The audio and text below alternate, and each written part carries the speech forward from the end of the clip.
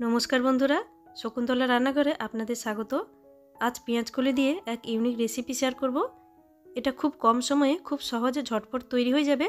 सब समय পেঁয়াজকলি भाजा ना बानिए एभाবে एकबार बानिए देखुन।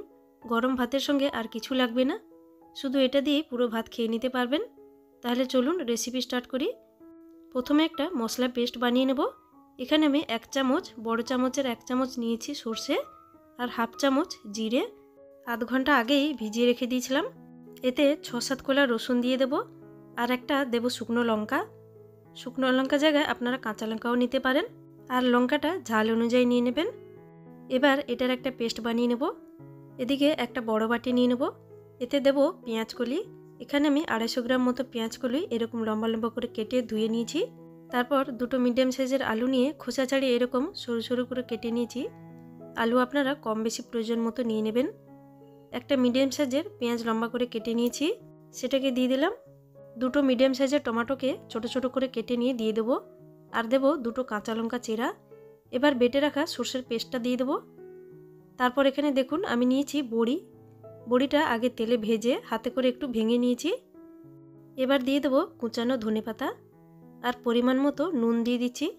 হাফ চামচ দেবো হলুদের গুঁড়ো, 2 থেকে 3 চামচ দিয়ে দেবো সরষের তেল। সরষে বাটার সময় ওতে শুকনো লঙ্কা বেটেছি, তাই এখানে লঙ্কা গুঁড়ো ইউজ করছি না। এবার সব কিছু হাতে করে ভালোভাবে মিক্স করে নেব।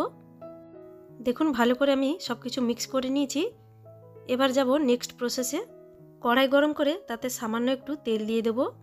সবজিতে সরষের তেল দেওয়াই আছে, এখানে শুধুমাত্র কড়াইতে যাতে সবজি লেগে না যায় তার জন্য সামান্য একটু সরষের তেল দিয়ে দিলাম।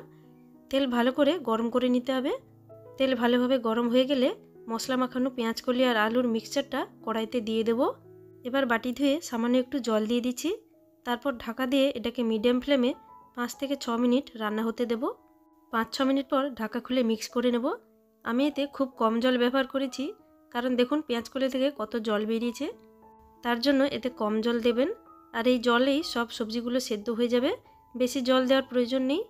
এবার আবারও কিছুক্ষণ ঢাকা দিয়ে রান্না করে নেব, যতক্ষণ না জল ভালোভাবে শুকিয়ে যাচ্ছে বা সব কিছু ভালো করে সেদ্ধ না হয়ে যাচ্ছে। এবার দেখুন তরকারিতে অনেকটা জল শুকিয়ে গেছে।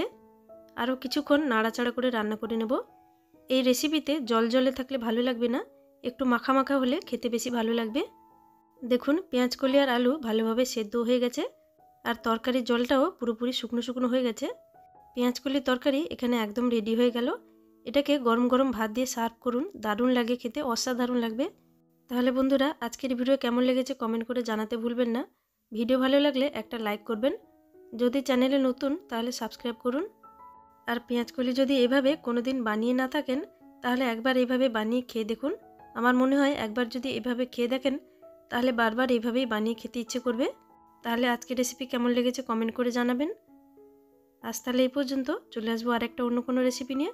ততক্ষণ ভালো থাকবেন, সুস্থ থাকবেন। Thanks for watching.